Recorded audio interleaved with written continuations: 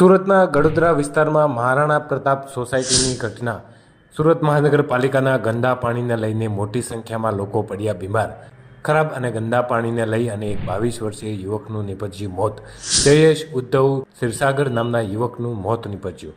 સોસાયટીના એક સાથે 40થી વધુ લોકો ગંદા પાણી પીવાના કારણે બીમાર પડ્યા. 250 જેટલા ઘરોમાં ગંદા પાણી પહોંચ્યા હતા. મહાનગરપાલિકાને વારંવાર રજૂઆત કરવા છતાં ન આપ્યું હતું ધ્યાન. એક પછી એક 40 જેટલા લોકો બીમાર પડતા આરોગ્ય વિભાગ દોડતું થયું. એક યુવકનું મૃત્યુ થયા બાદ આરોગ્ય વિભાગ જાગ્યું. સ્થાનિક ધારાસભ્ય અને મહારાણા પ્રતાપ સોસાયટીની મુલાકાત લેવા માટે પહોંચ્યા. મહાનગરપાલિકાની ટીમ ઘટના સ્થળે પહોંચી અને તમામ ઘરોના પાણી ખાલી કરાવ્યા. હજુ પણ અનેક લોકો ખાનગી હોસ્પિટલમાં સારવાર હેઠળ તો કેટલાક સિવિલ હોસ્પિટલમાં સારવાર હેઠળ છે. ફરિયાદ છે 15 દિવસના ઉપર થઈ ગયા. પાણી ખરાબ જ આવે છે. ક્યારેક પાણીમાં ફીણ આવે છે, ક્યારેક પાણી ગઢૂળ આવે છે. એનું પાણીનું કંઈ સોલ્યુશન નીકળતું જ નથી. અમારે પાણીનું સોલ્યુશન જોઈએ છે. પાણી અમારે ચોખ્ખું જોઈએ. વારંવાર લોકો માંદા પડે છે અને આ ગટર લાઈનો સાફ નથી કરતા એ લોકો. જ્યારે અમે ફરિયાદ નોંધી આવે છે, હા કરીને જલ્દી આવતા નથી.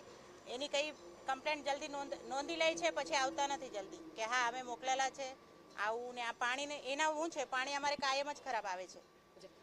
બીજું કે અત્યારે કેટલા લોકો બીમાર થઈ ગયા એક સાથે અને કોણ ડેથ થઈ ગયું, શું થયું છે? 40 થી 50 લોકો માંદા છે. જે ગામથી આવ્યા એ બી માંદા પડી ગયા. અને અહીંયા અમારે ત્યાં 22-23 વર્ષનો છોકરો, જુવાન છોકરો ઓફ થઈ ગયો 2 દિવસમાં. એને અડધી રાતે ઝાડા ઉલટીની શરૂઆત થઈ, બીજા દિવસે 10 વાગે તો એની ડેથ થઈ ગઈ. બરાબર. અને અહીંયા અધિકારીઓ આવ્યા, એકની ડેથ થઈ ગયા પછી શું કરીને કેમ શું પૂછીને ગયા? અધિકારી આવે છે, બધાના નામ પૂછે છે, કેટલા લોકો છે, ફોટો એવું બધું પાડે છે. એનો શું મતલબ? બરાબર. છોકરો તો જતો રહ્યો, પણ હવે એની કંઈક હવે તમે હાથે કામ ધરો કે ભાઈ આની આગળ નહીં થવું જોઈએ આવું બધું. બરાબર. આજ સુધી હમણાં તો થઈ ગયો, ચાલો એમનો એકનો એક છોકરો જતો રહ્યો છે. એમાં આ ડોસીમાને તો કમાઈને ખવડાવવાળું બી કોઈ નથી હમણાં. બરાબર. પણ આની આગળ નહીં થવું જોઈએ આવું. તો આ લોકોએ કામગીરી હાથે ધરાવી જોઈએ હમણાં. બરાબર.